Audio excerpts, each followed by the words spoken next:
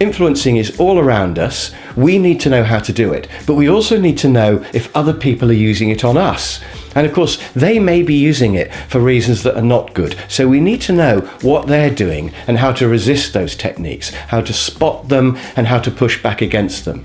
So we're going to keep an eye on that as well as we go through all the influencing techniques that are about to come up. Now, the classic idea of influencing is stick and carrot. And we have this vision of a donkey, and you can either make it move forward by waving a carrot in front of it or by beating its back end with a stick. And that's what some people think influencing is, stick and carrot. And there are some people who say, no, the stick is bad, you should always use the carrot. But I want to say that both of those are rubbish, certainly when it comes to human beings. I don't know about donkeys, but if you want to persuade a person to do something, I don't think you should use either the stick or the carrot. They both lead to problems. So suppose you want somebody to work harder at work. What's going to happen if you use the stick? If you threaten to fire them, if you shout at them and bully them? Well, firstly, it's going to lead to resentment. They're going to try to find ways to get you back in some way, and that's not going to be good. They'll leave if they can. If they've got any other choice, they'll leave working for you. And also, they'll do the minimum to avoid trouble. So if they know they get the stick if they go below 20 jobs a day, they'll never do 21 or 25 or 30. They'll do exactly 20. They'll do the minimum to avoid the stick. So the stick is a terrible way to manage people, and it's a terrible way to get results in any relationship. If you're married and you use aggression as a way to get your partner to do things, that's not going to be a good marriage. It's not going to be a happy place to be, and they will leave if they can. But what about the carrot? What about bribing people? Is that a good way to do it? What about at work, if you give people bonuses? Now that feels much better, doesn't it?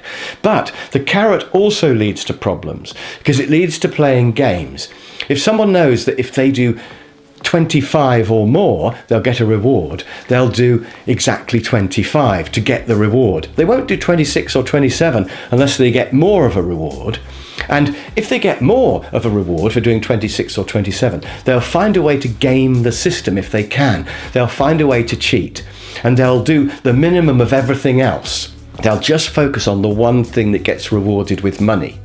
So the carrot pulls everything out of shape, and it means that they start not caring about quality, they only focus on the money. Another problem with the carrot is unfairness, because different people will get different amounts of carrot, different amounts of money, or whatever the reward might be. It may not be money, it might be days off or something like that. But whatever the reward is, it will be unfair, because some people will have an easier job than others. Imagine salespeople with different patches around the country. Those patches are bound to be different. So you're never going to make it fair, and that will cause all sorts of resentment between people. And there's a final problem with the carrot, which is escalation. Because after a while, people get used to being given a certain amount of reward for what they're doing. So you have to keep giving them more and more. So anyone who has had experience of bonus systems in factories will tell you that they get more and more expensive, because you can never pay people less than what they got before, but you can always pay them a little bit more. So they just escalate and they get out of control. And they become unfair because of that as well, because one person's will escalate more than another person's. So the carrot is actually a nightmare if you try to manage it. And I think there's something fundamentally dishonest about bribing people to do things. It would be much better if they believed in it, if you could actually change how they feel about it. And that's what we're going to look at. Now, there's a model of influencing called push and pull. I really like this. I think it's a really important idea to have in your head from now on, that you've got a choice of whether you use push influencing or pull influencing. And the idea is that with push influencing, you just push someone into doing something. You don't need to know what's in their mind, you just make them do it somehow. Whereas pull influencing, you pull them towards you. You actually change what's in their mind. You actually make the donkey want to plough the field, rather than forcing the donkey to plough the field. So, if you think about this, what method do bosses normally use to get people to do things? And they're probably going to either force you to do it by saying it's the rules, and if you don't do it, you'll be fired. That's push. Or they'll say, if you do it, I'll pay you extra. And you may think that's pull, but actually paying people extra is also push. Because push makes you do it for the money, but it doesn't make you feel any different about actually doing it. So if I said to you, drive to Scotland and back, I'll give you £1,000, you'd probably do it, but it doesn't make you feel any different about Scotland. You don't really care about where you're going. I haven't changed what's in your mind about Scotland at all. You're just doing it for the money. Pull would be to show you pictures of Scotland, convince you how fantastically beautiful it is, how great the people are with their sense of humour, the food, all that lovely haggis you can have when you're there. And then you start thinking, actually, Scotland sounds good. Yeah, I'd like to go there. Now that's what pull would be. So bosses usually use push. And why would they do that? And the answer is because push is easier. With push, you just say, do it and I'll pay you a bonus. Do it or I'll fire you. You don't have to get involved with understanding each person and what their particular resistance might be. Whereas with pull, you're into different types of people and all sorts of stuff. So push, you just have one blanket rule and that's what you do. So it's easier and it's quicker. So why would we not use push all the time? Well, one of the problems with push is that the effect stops as soon as you stop pushing. So if you say, I'm not going to pay you this time for your trip to Scotland, the person's going to say, well, I'm not going to go then. So as soon as you stop pushing, the effect stops. Whereas with pull, if you can actually change their mind about Scotland, you've done that forever. Perhaps a better example would be speeding. So if you look at what methods are there to stop somebody driving too fast, the push methods are things like cameras and speed traps and getting fined if you're caught speeding. But if somebody is naturally wanting to speed and they know that there are no police on that motorway, they'll go back to their old ways and speed. They'll only slow down if there's a camera or a police car. Whereas the pull method would be advertising and videos and showing them the effect of how much worse it is if you hit a pedestrian when you're speeding. And once people understand the danger of speeding, then you've changed their view forever. And even if there are no policemen and no cameras, they'll still drive sensibly because they understand the implications. So pull is much more effective longer term, but it's more effort in the short term. Now, I've already mentioned stick and carrot, and a lot of people think that stick is push and carrot is pull, but actually they're both push.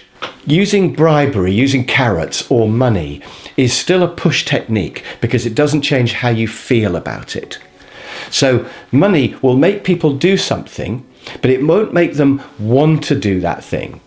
So they'll do it to get the money, and you could say they want to do it because they want to get the money, but it doesn't actually change how they feel about it. So if you give carrots to a donkey to make it go forward to plough the field, it doesn't really even understand the ploughing of the field. It certainly doesn't feel any different about the ploughing of the field. So bribery doesn't make people care, and it doesn't make them believe in what they're doing.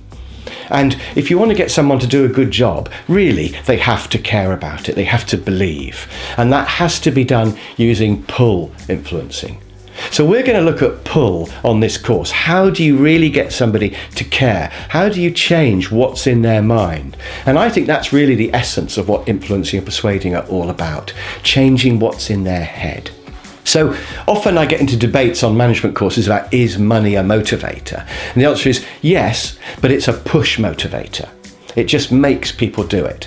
So let me use a slightly bizarre example. Suppose I want everyone to wear the company hat. All the employees are going to wear the company hat. What choices have I got of how to make people do it? Well, I could use push influencing, and I could say, wear the hat and I'll pay you extra. And yeah, people would wear the hat, but they wouldn't understand or care. They would just do it. I could say, wear the hat or you're fired, and they'd all have to wear the hat, except when I'm not around, and then they'd probably take the hats off. I could say, do it because I've told you. It's the rules, or it's a legal requirement. And those are really variations of do it or you'll be fired. So those would be the push methods. And yes, people would wear the hat, but only when I'm around, and they wouldn't really believe in the hat. They'd probably try to find ways round wearing the hat if they could. But what about pull methods of getting people to wear a hat? Well, the first one would be to say to them, this is why it's a good idea. Wearing the hat is more hygienic, or we're all going to look more professional and we will sell more, and therefore we'll all be more secure in our jobs, or it protects your hair. So if there's a good reason for wearing the hat, I've now changed how you feel about it. So that would be pull. Another pull method is everyone else is doing it. And we are surprisingly influenced by what everyone else does. And you may say, no, I'm very independent minded. I'm not influenced by other people. But I bet you are. I bet you're wearing clothes that are a little bit fashionable. So, for example, back in the 1970s, we used to tuck our t-shirts in, and then suddenly t-shirts were untucked. And I don't like having an untucked t-shirt because I have a draft that goes up there. If the weather's at all cold, I don't like having my t-shirt untucked, and I quite like to tuck it in. But I'm under massive pressure from my wife and my kids to untuck my t-shirt. They actually pull it out because that's what everyone else does. Ooh, everyone else has got theirs untucked. You've got to have yours untucked. And you've only got to look at the trend of jeans, what type of jeans people are wearing. We are hugely influenced by what everyone else does. So that's another pull technique, is everyone else is doing it. Another technique you could use to get everyone to wear the hat would be to let them choose the details. If you ask the team to choose what sort of hat, the exact design of hat, they would then buy into the whole thing and have some ownership. And that's another pull technique. Now, we're going to look more detail at all these things later, but I just want to give you an idea of what pull is like compared to push. So another one would be if you could persuade people they look cool wearing the hat. Then they would want to wear the hat even when you weren't around. We've got many more pull ideas coming up, but I think you can see that if you can take the time and effort to understand people, work out what their resistance is, and overcome that, and show them that actually what you're suggesting is good for them and that everybody wins, then you're much more likely to get people to do what you want, and they're going to do it better. They're going to care about it, and they're going to believe in it. And that's really the essence of good influencing. Now, suppose that you want to persuade somebody to do something. Maybe it's at work, maybe it's with your boss or your colleagues at work, maybe it's in your personal life, persuading your friends to eat in the restaurant that you want to eat in, or to see the film that you want to see. Wouldn't it be great if there was a process you could always follow? And there is. And that's what we're going to look at in this section now. And I think it would be interesting if you could hold in your mind a real influencing situation that you have. Maybe you're trying to persuade your boss to give you a pay rise, or trying to persuade your boss to let you do some different parts of your job, get more into visiting customers or something like that. Or maybe it's a friend of yours and you're trying to persuade them to give up smoking or something. It could be anything like that. But have a situation in your mind, and as I go through each of these steps, just think about how you would apply it to your real situation. Imagine if you said to your boss, "The office is too cold. I'm not happy. I'm cold. I don't like this. I'm too cold." Is that going to get you a good result? And the answer is not really. Obviously, if your boss cares, then they're going to want to help. But your boss may not even care about whether you're cold or not. So how do we get a better result? And clearly, we need to ask for some sort of a solution. We need to say to the boss, "I'm cold and I want a fan heater. It's only £20. Please will you buy me a fan heater?" It's much easier then for the boss to sort the situation out. Even if they don't particularly care about you, they're still going to think, "Oh, I'll spend £20 and this problem will be sorted." It all starts with deciding, what do you want in the situation? Do you want a fan heater? Do you want the window to be closed? Do you want to work from home? What is your solution to the problem of feeling too cold in the office? So, the first step of the influencing process is to decide what your objective is. You being unhappy is not as good as you suggesting a solution. So, you have to decide what you want in order to get it. And you may say, well, that's obvious. But actually, quite often it's not obvious what we want. We just know we're unhappy. So we have to do a little bit of thinking at step one to think, what do I want in this situation? I want to give you a couple of examples. I used to play in a band, and it was a really good band, except that our bass player used to drink quite a lot. And by the second half of the gig, he would usually be fairly drunk. Now, he didn't manifest his drunkenness in aggression or anything like that. He would just become quietly sozzled, and he would just be standing there playing the bass, and he just became quite blurred. And the problem was he would start to play the wrong notes. And in fact, once he played the bass line to a whole different song, and we were all playing thinking, unusual bass notes on this one. He was playing a different song. And the guitarist used to complain to me about the drunkenness of the bass player. And he would say, "Oh, Chris, look, he's drunk again. Oh, he's always drunk. This is unacceptable." Now, I remember thinking, what do you want to do? What is our objective in this situation? You know, do you want to stop him drinking? Or do you want to get a new bass player? Or do you want to write down all the notes so that he can play even when he's drunk? Or maybe just limit the amount he drinks, but let him have some? I don't know. And I used to say to the guitarist, what do you want to do about it? Should we fire him? Do you want to fire him right now? Or should we look for another bass player and then fire him? What's the plan? And the guitarist usually just say, well, I don't know, but it's really annoying. And I remember thinking, saying how you feel is not enough. We have to start with the objective. What is the objective? By the way, we never did fire him. We've played hundreds of gigs with him, but never mind, we never sorted it out. Another example would be, what if somebody talks very loudly in the office and that distracts you from your work? Then the question is, what's your objective in this situation? Is it for them to be moved? Is it for you to move? Is it to have a partition put up? Is it for them to remain, but to talk more quietly? Could you retrain them to talk more quietly? So these are all options that you could decide to go for, but you have to decide what is your objective in any situation. And when you're thinking about your objectives, sometimes you might have multiple objectives. So, for example, going back to the idea of the cold office, it could well be that the thing that's non-negotiable is that you must have a warmer working environment. But what is negotiable is whether you have a fan heater or whether they turn up the normal heating. You don't have to have a personal fan heater under your desk, although you'd like that. So it's a good idea when you're thinking about your objectives to think what's negotiable and what isn't. Now, it might be that having a personal fan heater underneath your desk blowing onto your feet is non-negotiable. You've got to have that. But my point is, decide what you want and then decide whether it's a must-have or whether it's just a like-to-have.